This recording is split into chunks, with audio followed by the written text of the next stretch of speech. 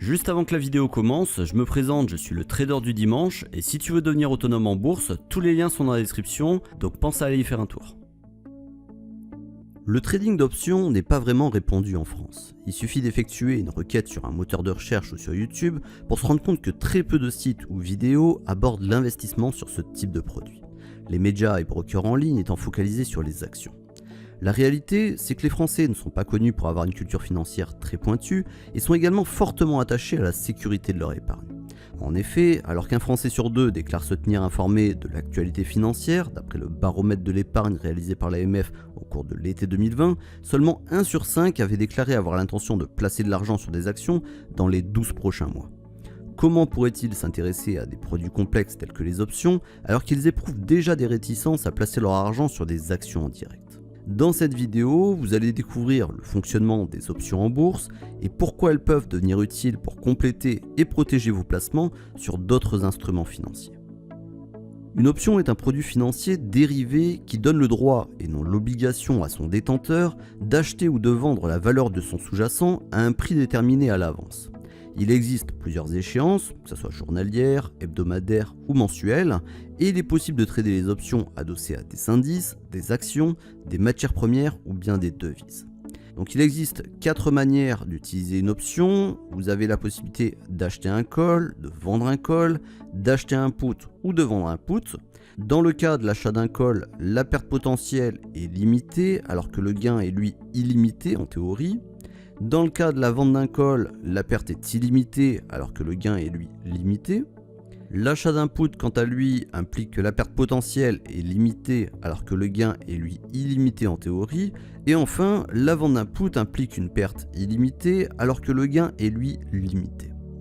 L'option comporte systématiquement un prix d'exercice, une date d'échéance et une prime qui correspond au risque pris par l'investisseur et dont le montant varie en fonction de plusieurs critères tels que la volatilité, la valeur intrinsèque du sous-jacent, la maturité ou encore le prix de l'actif.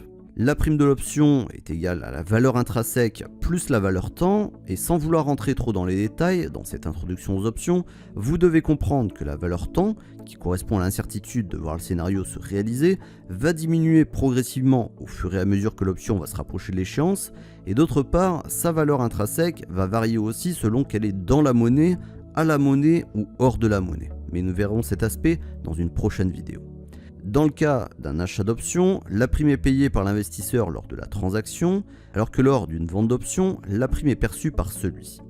Par exemple, imaginons que l'indice CAC 40 soit coté à 6600 points, vous avez la possibilité d'acheter un contrat sur une option call de l'indice CAC 40 à 6800 points avec une échéance à 1 mois.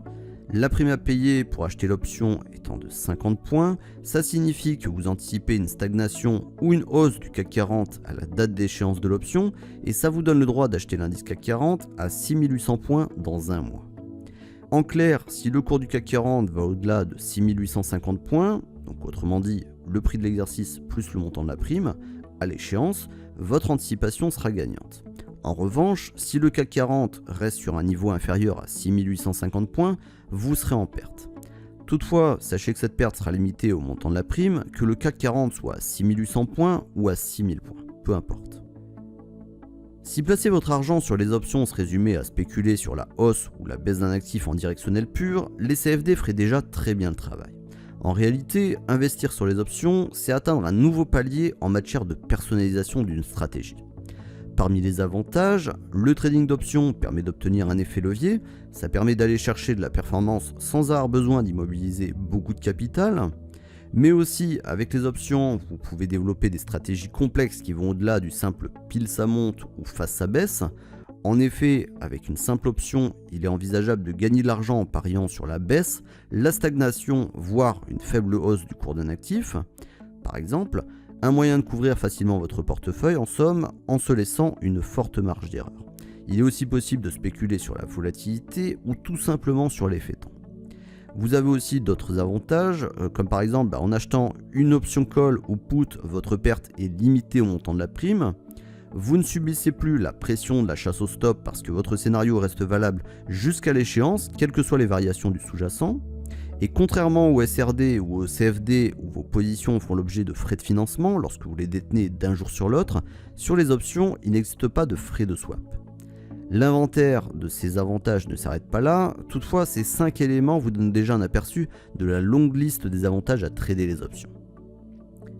Comme indiqué précédemment, le prix d'une option, donc autrement dit sa prime, dépend de nombreux critères, ces derniers se nomment les grecs. Donc je vais vous donner une courte description de chaque lettre et ce qu'elle implique sur la cotation d'une option. Donc en premier lieu, vous avez le delta. Il permet de calculer la sensibilité du prix de l'option par rapport à celui de son sous-jacent.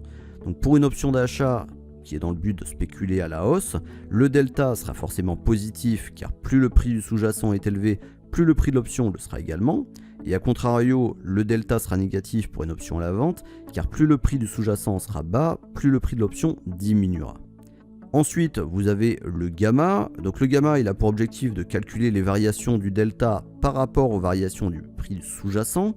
Au fond, lorsqu'il est élevé, ça signifie que le prix d'exercice ainsi que la date d'expiration de l'option sont proches. Et s'il est bas, ça signifie que le prix du sous-jacent évolue à une distance lointaine du prix d'exercice et de la date d'échéance. Ensuite, vous avez d'autres lettres grecques, comme le θ. Donc le θ, c'est probablement le grec le plus facile à comprendre parce qu'il s'agit de la valeur temps. Pour un acheteur d'options, le θ est toujours négatif parce que la valeur temps diminue, alors que pour un vendeur d'options, le θ sera positif parce que la valeur temps s'apprécie. Vous avez aussi le ρ qui correspond à la variation du prix de l'option en fonction des taux d'intérêt, sans risque. Donc à titre d'exemple, en France, il s'agit de l'Euribor. Et enfin, vous avez le Vega. Le Vega, il mesure la sensibilité du prix de l'option par rapport à la volatilité implicite. Donc, comme vous pouvez le constater, le calcul du prix d'une option est complexe et dépend de nombreux facteurs. Si vous souhaitez vous spécialiser dans les options, il sera impératif de comprendre les grecs. Les données qu'elles procurent sont très utiles pour sélectionner les options les plus adaptées et efficientes à votre stratégie. Alors, il existe de nombreuses plateformes de trading pour investir sur les options. Vous avez des brokers tels que Lynx, eBay, Saxo, etc.